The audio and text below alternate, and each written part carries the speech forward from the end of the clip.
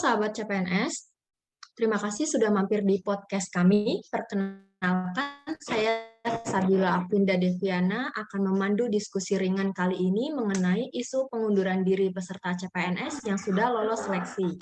Bersama 3 narasumber saya, yakni yang merupakan peserta pelatihan dasar CPNS 2022 Angkatan 4 Golongan 3 PPSDM Bandung. Bisa say hello dulu, Mas Ilham? Ya, halo Mbak Bila. Halo, Mbak Iin. Halo Mbak Sabila. Halo, Mas Arief.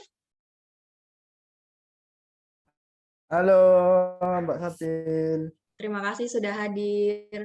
Langsung Sama-sama, Mbak saja, Bin. PNS atau ASN masih menjadi jabatan impian bagi beberapa kalangan. Hal ini dikarenakan gaji yang stabil, tunjangan yang menjanjikan, serta pemberian dana pensiun setelah purna tugas.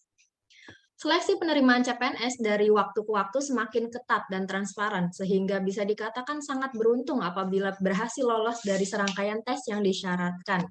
Namun, sangat disayangkan setelah melalui proses dan perjuangan yang panjang, mengapa masih ada segelintir peserta CPNS yang sudah lolos memilih untuk mengundurkan diri? Apakah yang melatar belakangi peserta tersebut akhirnya mengundurkan diri? Setelah negara mengeluarkan banyak anggaran untuk proses seleksi yang cukup besar. Untuk menanggapi fenomena yang sedang hangat ini, berikut saya akan bertanya kepada narasumber pertama, yaitu Mas Ilham. Mengapa, Mas Ilham, terjadi pengunduran diri CPNS hingga 105 orang loh, gitu kan, berdasarkan sumber kompasiona.com. Monggo Mas Ilham. Ya, terima kasih Mbak Bila. Ini sepertinya topik yang sangat seru sekali ya.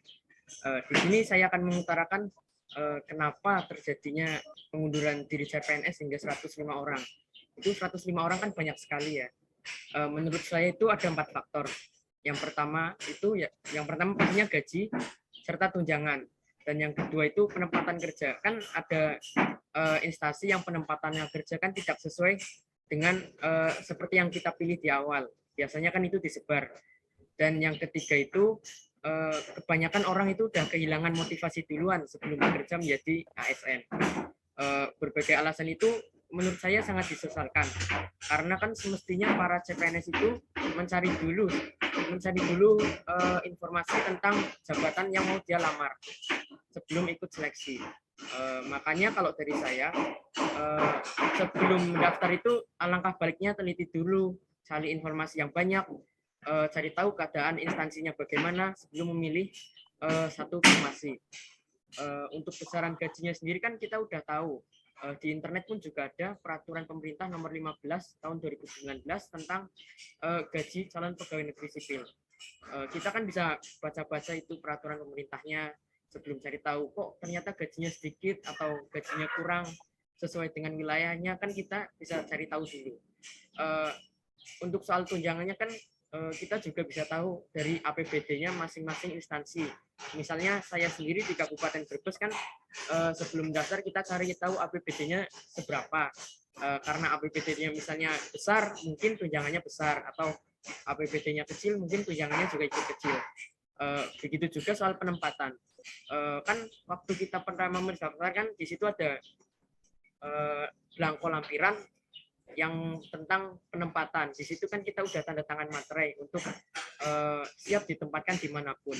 Sebagai ASN kan kita seharusnya juga udah siap mau ditempatkan dimanapun sesuai dengan tugas dan kewajiban kita. Tapi kalau menurut saya sih, kalau CPNS itu ketika kita udah mengabdi selama 10 tahun itu pastinya bisa pindah ke tempat yang sesuai dengan yang kita inginkan. Karena itu sudah menjadi peraturan yang ada di peraturan perundang-undangannya Penmenpan RB. Jadi saran dari saya sebelum mendaftar itu alangkah baiknya kita mencari tahu dulu bagaimana instansinya, bagaimana kerjanya, dan bagaimana penempatannya. Itu saja sih Mbak Bila. Baik, terima kasih. Garis bawahnya itu kita cari tahu informasinya dulu. Seperti itu Mbak Bila. Iya, jadi sekarang kan informasi juga mudah didapat ya dengan Benar dunia. sekali, ya. Iya. Kemudian apa sih dampak bagi instansi atau dinas terkait serta dampak bagi masyarakat? Menurut Mbak Iin gimana Mbak Iin?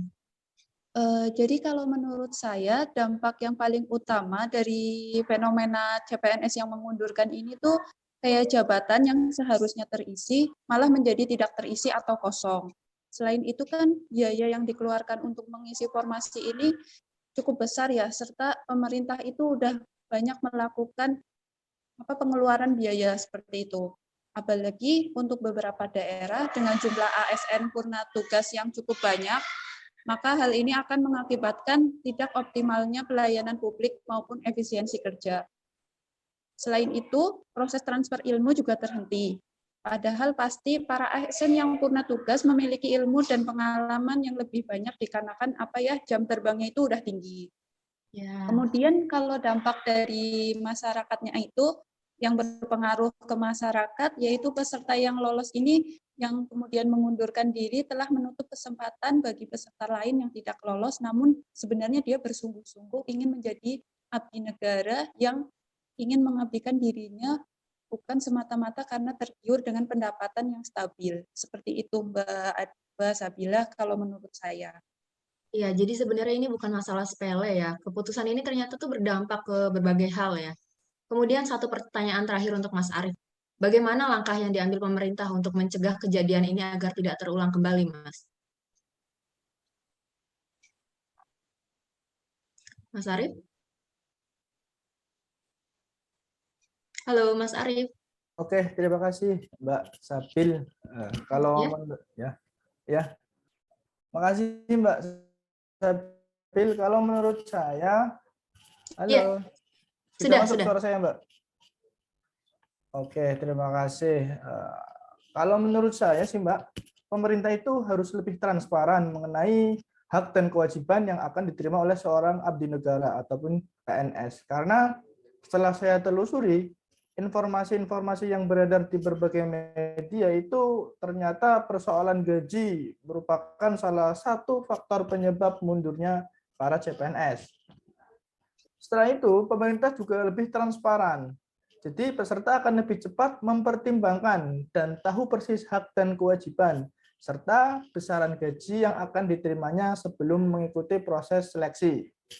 Pemerintah itu juga harus memberi sanksi tegas, Mbak, kepada CPNS yang mengundurkan diri setelah penetapan NIP. Yang artinya nih, kalau sudah ada NIP, itu berarti sudah tercatat sebagai aparatur sipil negara.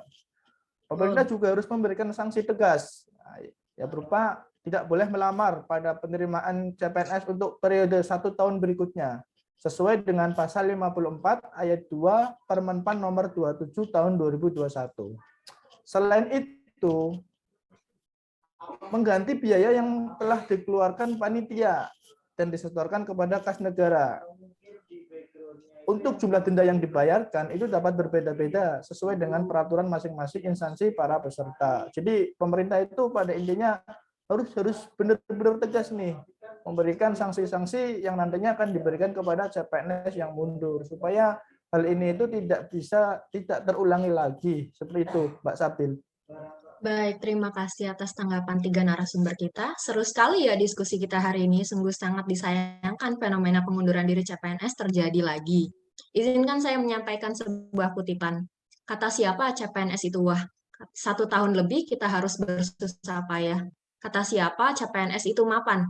1 tahun lebih kita banyak tertekan. Namun, apakah kita akan menyerah? Tentu tidak. Kita akan melewati proses ini sampai terucap kata, Nah, ini pekerjaan kita sesungguhnya. Mengabdi untuk negara dengan berorientasi pada pelayanan, akuntabel, kompeten, harmonis, loyal, adaptif, dan kolaboratif. Bukan hanya gaji, tunjangan, dan dana pensiun semata. Sekian podcast kami hari ini. Mohon maaf apabila ada kesalahan dalam penyampaian. Semangat selalu kawan seperjuangan CPNS. Assalamualaikum warahmatullahi wabarakatuh. Waalaikumsalam warahmatullahi wabarakatuh. Semangat. Semangat, tetap semangat CPNS.